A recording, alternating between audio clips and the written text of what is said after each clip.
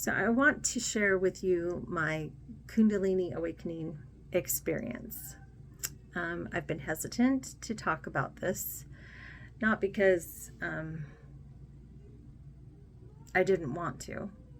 I've really wanted to share this experience, but it is very personal, and I felt like I was going crazy, and I know parts of it are going to sound insane to somebody who's not a believer in either Kundalini or energy work or spiritual gifts in general. So I've definitely been waiting for the right moment to share and express what happened to me and my feelings about it. So I've been practicing saving the sacred secretion since 2016. I started my plant medicine journey in 2017, sitting first with peyote for 2 years, then and working with a medicine woman. It wasn't just me doing stuff on my own.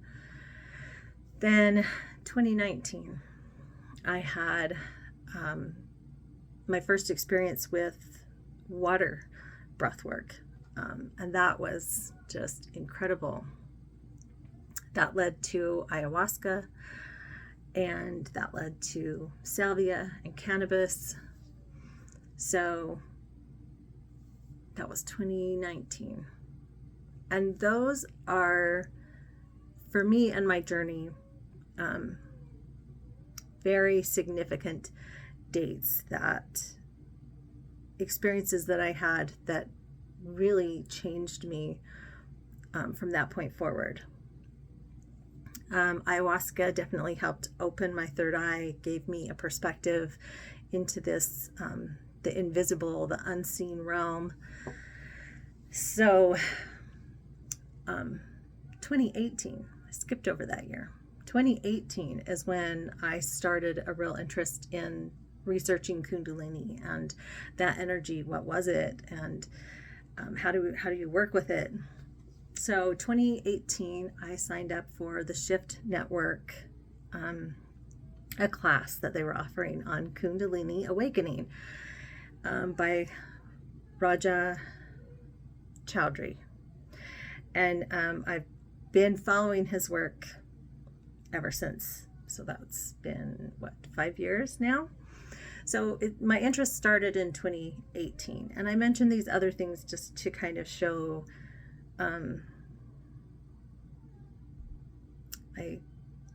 how things progressed. So I started studying Kundalini in 2018 with the intention of awakening it. I didn't know what that meant, but I knew that I wanted to practice these things that I was being taught, and learn more about the goddesses of India. And so 2018 started that. I did both the advanced course, the introductory and the advanced course. And then 2019 did ayahuasca. Then 2020, of course, the whole world went to shit with our situation that we all experienced and went through. And 2020 was hard. I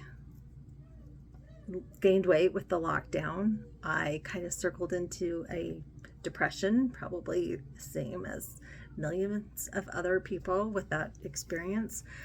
So that was in March of 2020. And by December of 2020, I was really feeling like things had to change. Like I was done being depressed. I was done being in this mode of not taking care of myself. Hadn't practiced the sacred secretion. I had not practiced any of my Kundalini work. And so an opportunity came to me in January of 2021 to do breathwork training. So I signed up for that and made a New Year's resolution in January of 2021 that I was going to get back on track with my lessons to practice Kundalini and awakening that energy. And so January, February, I was consistent. I was good. My intention was to learn as much as I could about breath work and to practice breath work, and then to practice and do these lessons that I had started in 2018. I was rewatching everything that the Shift Network that I had purchased.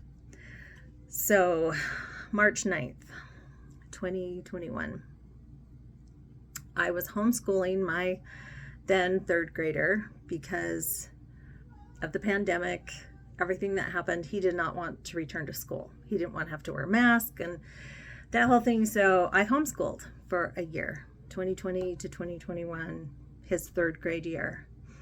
And so by March, we had a really good routine, and we had a desk. I had my computer, he had his. We would go through his lessons together. And I sat down, had my coffee. It was just a normal morning. And I felt this sensation just come up through my body. And I would say it was similar to like a hot flash. Like I just felt immense heat along with this kind of buzzing. And then it stopped like right in my head. And it was this feeling of euphoria, like just blissed out happiness, and like slightly high, like I was getting a buzz, like I felt like I was drunk, and it was 9 o'clock in the morning. So I was just like, wow, that's interesting. Just made a note of it, and we kept on doing our schoolwork. My son, by 1 o'clock, we finished, and I go to get up. I'd been in the chair 4 hours working with my son, and it was like the whole room was spinning. I managed to walk out and told my husband, I got to go lay down. I don't know what's going on. But fortunately, he took over getting the rest of the kids home from school and making dinner, doing all the normal stuff that I would have done. And I went and laid down. And I remember the next time I got up, it was dinner time. And I was still like, I felt like maybe I was getting sick because I couldn't figure out what was happening to me. It was just this swirling in my head that made me feel like the whole world was rocking. The whole world was vibrating. And so we ate dinner, sat on the couch, did our Netflix like we'd been doing for a year, right? Sitting, watching TV. That was kind of our thing. We were watching the Yellowstone series, and that theme music puts me right back into that feeling of dizziness and spaciousness that was growing in my head. I remember having to lie down and then on the couch, and then when it was time to put everyone in bed, I could not stand up. I couldn't figure out which way was up. Like I knew my body in space, but I didn't know how to distinguish my body. Like, it's just the weirdest thing. And I know it sounds crazy, but I was one with everything. So how do you move when there's no difference between you and the couch, kind of thing? So I'm like, this is kind of getting serious. I told my husband, I'm like, you're going to have to help me. I can't get up. I can't walk. So he took me to the restroom. Then he took me to bed. And of course, he had our other children we had to go take care of. So he just left me. And it is so weird because I never end up having a night to myself. There's always a child that comes into my room or lays on the floor or whatever. This was back in 2021. And that night, everybody left me alone. Like my husband slept downstairs. My kids didn't come in. So I was alone in my bed for the entire night. And that is when things really took a turn. I remember falling asleep immediately and then waking up about 2 a.m. There was a clock there, and I woke up to the feeling of a presence. There was a definite presence in my room. And I didn't like it. Like the feeling that I was not alone, that there was some type of entity or spirit next to me on the bed. just bothered me. And so I pushed my hands down to try to turn away from where this presence was. And I remember just pushing and not being able to stop. Like my arms in the bed were one. Now I felt that feeling before, like on Vision Quest. So I knew what that felt like. And I was just in awe of it. I forget about the presence. Like I felt like my bed and my body had merged. So I did manage to turn the other way because I still was aware of the presence of something. And I turned, and then I remember a popping sound, and it was just like when I took ayahuasca. There was a popping sound, and my third eye just burst open, and the sacred geometry, the colors, the animals, like I could see it all. It was just this fantastic light show. And then I started to hear things, which didn't really happen so much with the ayahuasca. So that was a new experience, that gift of sound. It was like classical music would be the closest thing. And a lot of bells. So I was just in kind of awe of this experience, because I hadn't taken any plant medicine. And so this was just all my body. And I recognized the significance of that. At one point in the night, after the popping sound and being able to see things and hear things, I also felt like someone was playing with the temperature of my body. Like I would be freezing cold. It would just be ice cold. And then a little bit later, I would be burning up so hot. And apparently at some point in the night, I'd stripped off my clothes. And I just played in that energy of seeing and hearing and feeling what was happening in my body and around me. The next thing I remember, it was 7 to 7:30 in the morning, and my husband was leaving with children to go to school.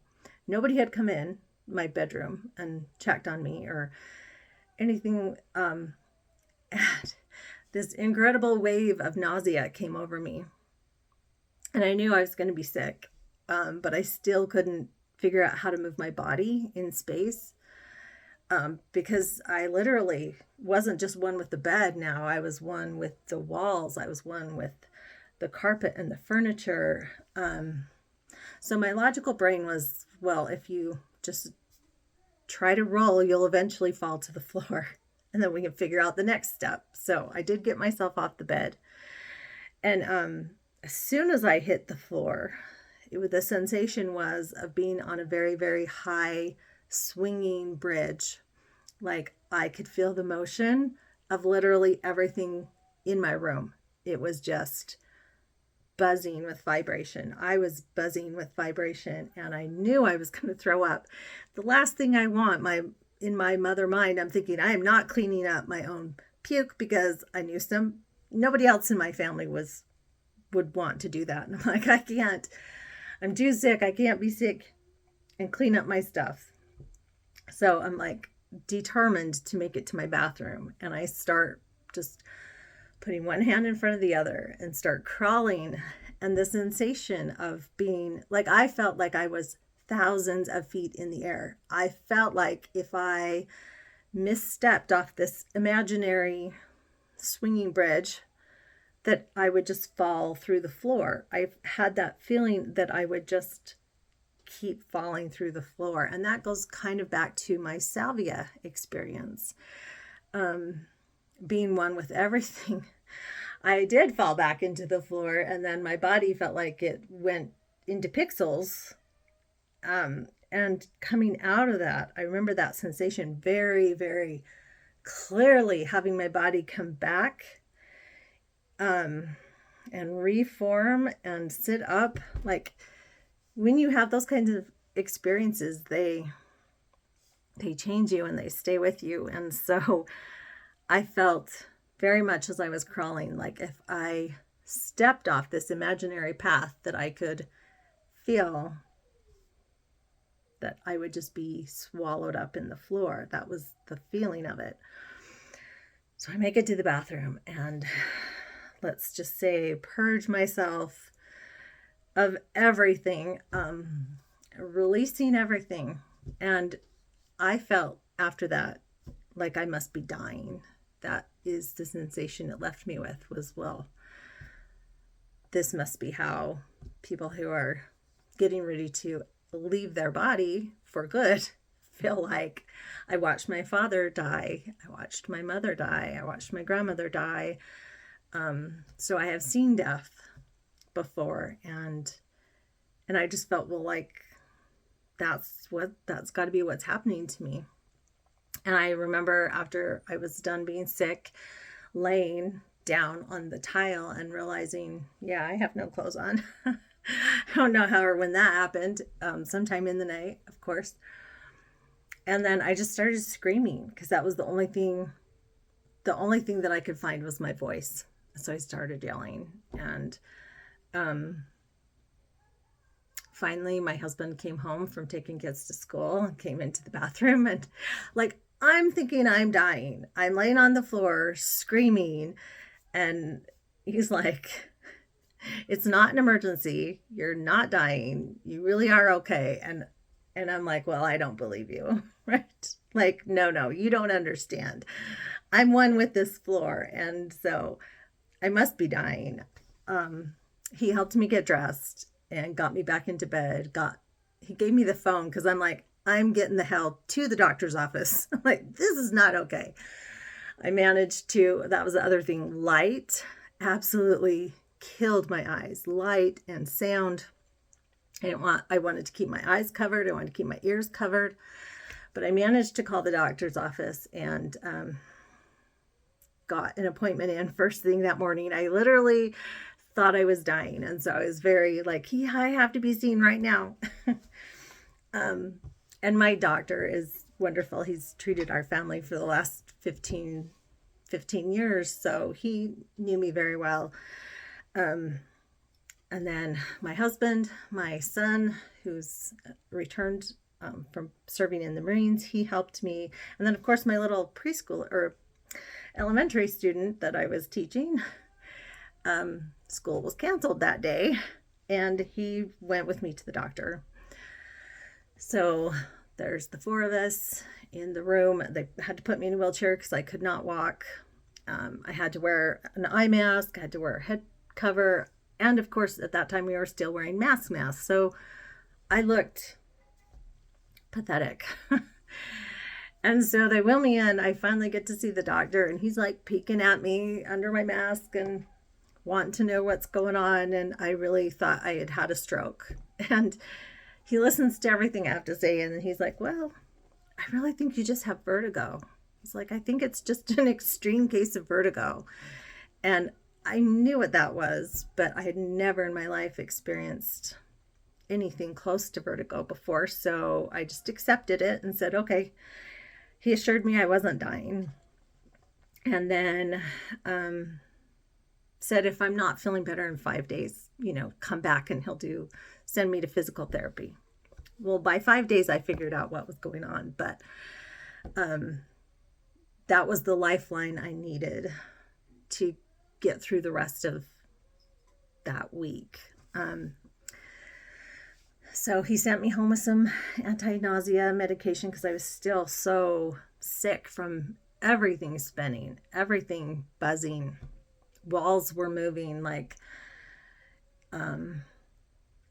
so I go home, get put into bed. And then of course, Mother Nature kicks in.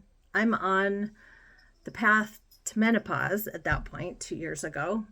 And I hadn't had a period for 9 months. Well, what happens? Of course, I start my period. My body was literally just purging everything. And the next 48 hours, all I remember is being in and out of like different dimensions, it was like remote viewing, how I would picture remote viewing. It was like 1 minute I was in my body, in my bed, and the next minute I would hear a certain sound and pop. I had no control over where I was going, but it was very obvious. I could see people, I could see room, like the room that they were in, they could not see me. It was the most incredible thing. So I just kind of sat back and enjoyed the light show, because if I wasn't seeing these other glimpses into, I don't know what better word to call it than like a different dimension, or maybe it was a different time on this earth, different people. It definitely looked modern, but I don't know where I was. I couldn't control that part. I was just in and out.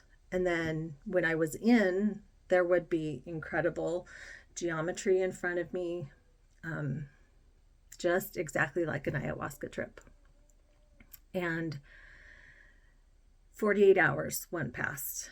I know I ate. I know I slept. I know my family took me to the bathroom. But what was happening in my head was far more real to me than what was happening in this physical realm.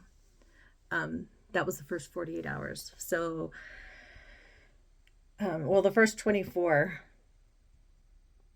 was just gradual experience of having that energy stuck in the top of my head. Then I went to the doctor the next 24 hours. So now speed up to 42 hours. Basically, I was out of it for those days, and I like I said, the world happening in my head was far more real than what was happening in this realm. Then at 1 o'clock on the 12th, which is my daughter's birthday, I kind of snapped back into this reality and was like, oh shit, my daughter's birthday, and she has Down syndrome. So birthdays are a big deal to her. And it was 1 o'clock. Everyone was gone. Kids were at school. I assume my husband was starting to pick people up. And I just had this panic of, my daughter isn't going to have presents. And that's really all she cares about on her birthday, right? So I made it my mission to go gather the presents, because I was the only one that had known what I had bought and where I had put it. And so I remember this is my first time attempting to get off my bed by myself. And it was the same thing as the salvia, kind of peeling myself out of the bed. But I felt like maybe a Lego. Like I was stuck to the bed and I had to peel myself away from it. And then I was a Lego with the table, and then I was a Lego with the wall. Like I fit just perfectly with these things when I would touch them. And I managed to walk around my house and find all the hidden objects, because I hadn't put anything in one place, obviously. I mean, so I gathered all these items, put them on a table for my other daughter who had come home from college to wrap and take care of. And then I just collapsed back in the bed. The next thing I know, I'm awake for dinner, and my family's helping me come in to sit down and have dinner with my daughter for her birthday. And I remember watching her open her presents and do all that party stuff that we normally do, and then right back to bed, right back to my alternate world. It wasn't until so that was a Friday, so Sunday, I'm on like day 6 of this experience. I was able to sit up, and light didn't bother me quite as bad. So I had my phone, and I sent a very quick email to my sister and was like, do you know if any of our family have experienced this extreme vertigo? Because this was a Sunday, and I'm thinking I have to call my doctor again on Monday because I'm not any better. And I need to go to physical therapy. This isn't going to go away. I'm still thinking this is all just a physical problem. And so I explain what's happened to myself, to my sister in this email. And she writes me back and goes, She goes, were you by chance trying to do anything to awaken your Kundalini? And I was like, well, yes, in fact, I have been. I've been trying since January. That was my motivation. She was like, I think you did it. I think you succeeded, but you are like out of balance. You are out of balance. Very, very much so. And so it was like the biggest light bulb went off. I was so grateful to my sister for saying that. And I was like, yeah, that's exactly what's going on with me. I'm not dying. It's not me going crazy or a stroke. It's this energy, and I don't know what I'm doing. I don't know how to move it through my body. I don't know shit. I'm so grateful to her. That took away all the panic, because that was my intention, was to awaken and understand and have an experience with this incredible energy. So once I realized that's what was happening to me, then I dove into YouTube and books, and she mailed me books, and my coursework, what I've come to understand is what I experienced with, I had claircognizance, clairaudience, clairsentience, clairsentience, and clairvoyance. Yeah, clairvoyance, the seeing things. Those 5 gifts were like somebody had taken the dial and just cranked it with this energy. So yeah, I felt like I was going crazy. And what got me back was breath work. Breath work is what helped me to get control of that energy again and bring it back down, because it really just felt like it was stuck in my head. But it took me 7 weeks. It was April 27th, my son's birthday, when I felt secure enough in my body that I could drive again. I did not drive for 7 weeks. From March 9th to April 27th, those 7 weeks, I was out of commission, because that energy was still, it wasn't just the energy, it was the sensation of I was one with everything. And when the walls vibrated and moved, I was vibrating and moving with it. Like, it was very hard for me to tell the difference between myself and anything else. That's the best way to describe it. So there was no way I was going to get behind the wheel of a car when I was not truly in my body. So breath work. I took another 2-week course with the breathwork people I had done in January, and just worked with the sole intention of moving this energy through me and out. Like, I wanted it to come out. And so my very, very first breath work, that was the intention. And that was one of the most incredible, orgasmic, amazing experiences as I'm doing this breath work. It was at least an hour-long session. And I felt that energy. And I worked with the archetype of Isis.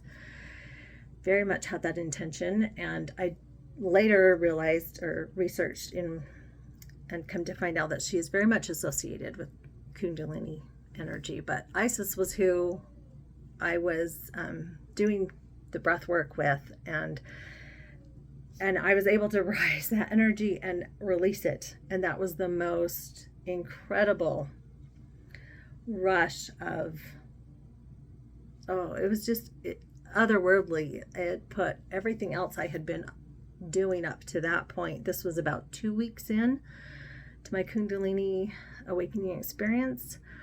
And then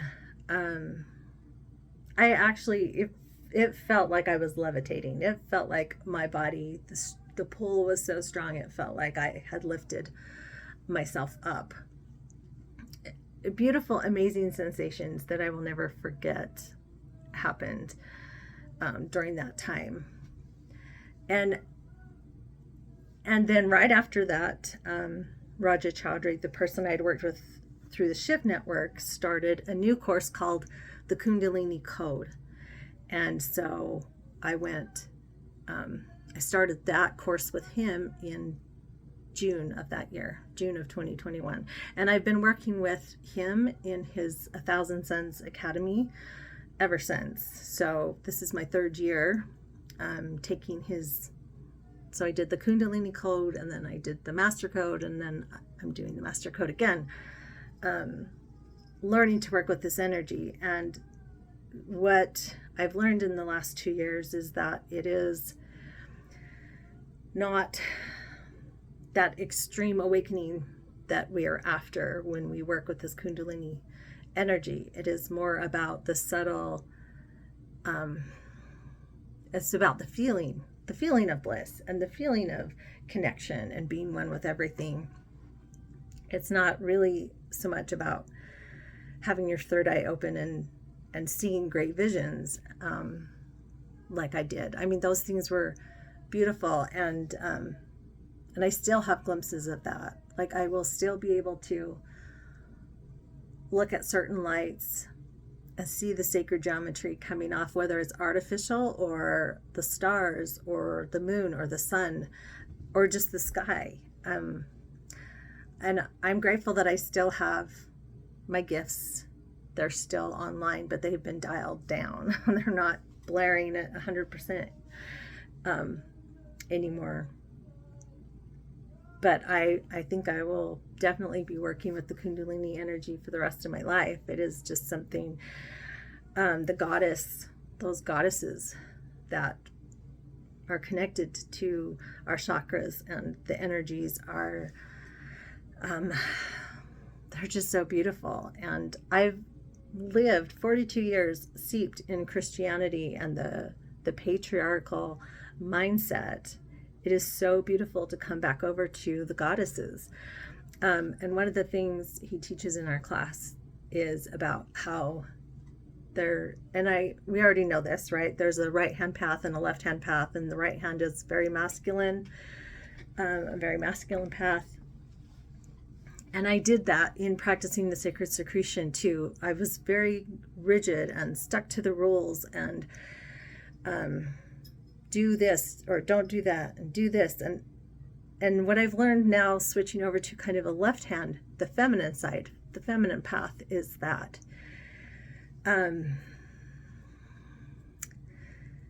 there is just great beauty in allowing things to unfold in their own way, in their own time, not being stuck to the rules and the rigidity, like I was in the beginning with the Kundalini. Like, I knew the practices and I knew the chants, and I was doing it. And this, now that I've learned 2 years later, I'm more letting it flow, and just, it's the feeling of bliss and joy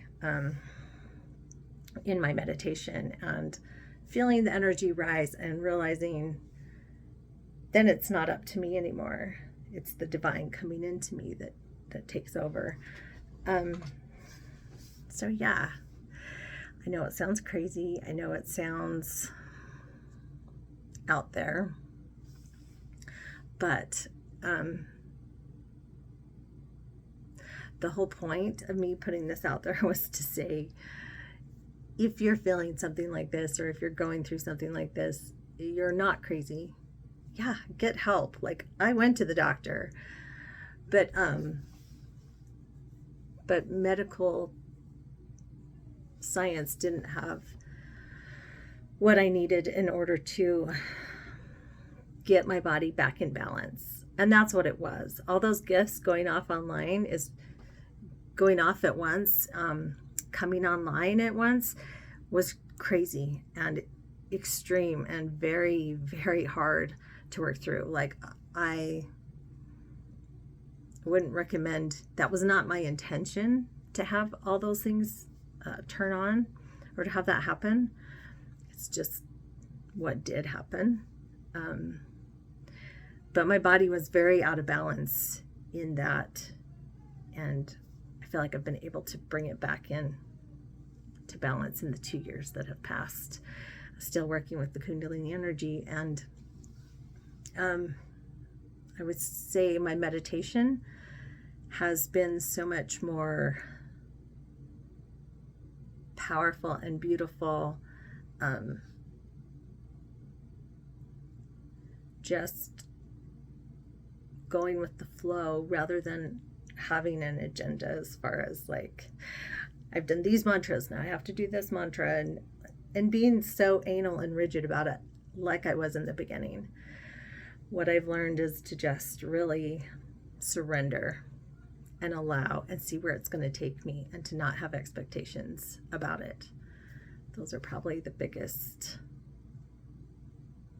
takeaways, is that this river of energy that we get to play in our body, that's, you know, hidden inside us when you awaken it,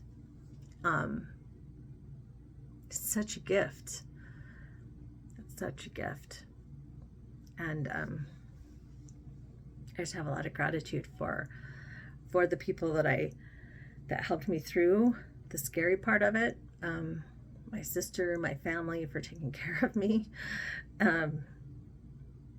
and watching YouTube videos like this. I Googled Kundalini and vertigo and got a lot of encouragement from people to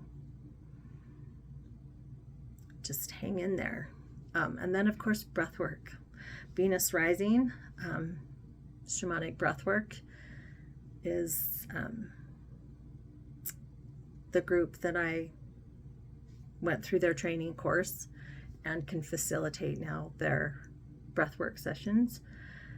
Took me 6 months. I did 2 of their ship classes and then their facilitator training in June, which helped move that energy. There was a lot of things that I did that I think also brought on this experience. And I'll talk about some of those things later, but this video is long enough. I've shared a lot.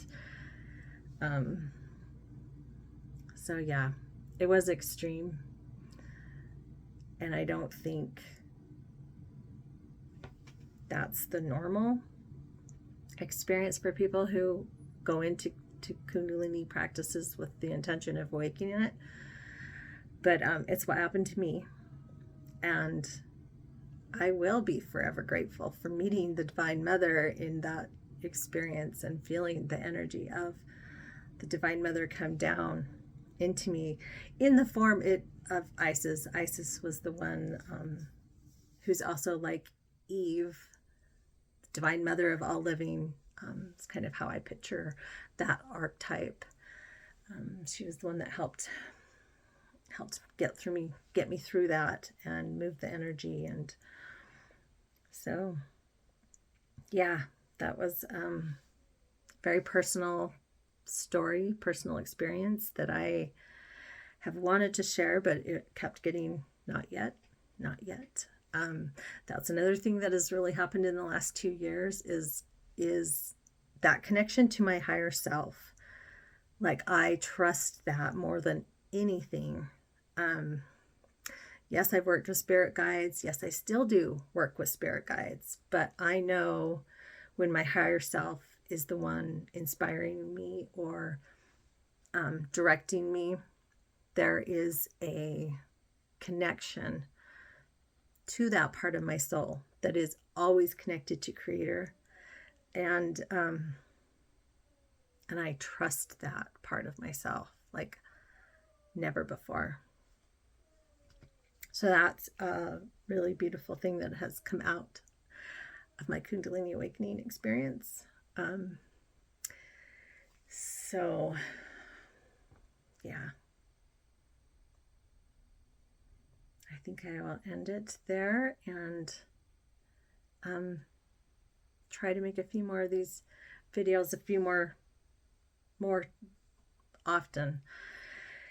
Life has just been lifing, showing up, and it's been hard and difficult.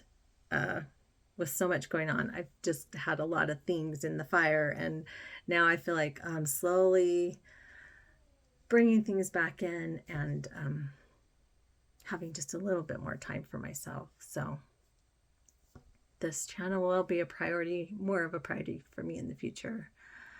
But right now, I just wanted to get that experience out, and it's out now. So take with it, do with it what you will, and namaste.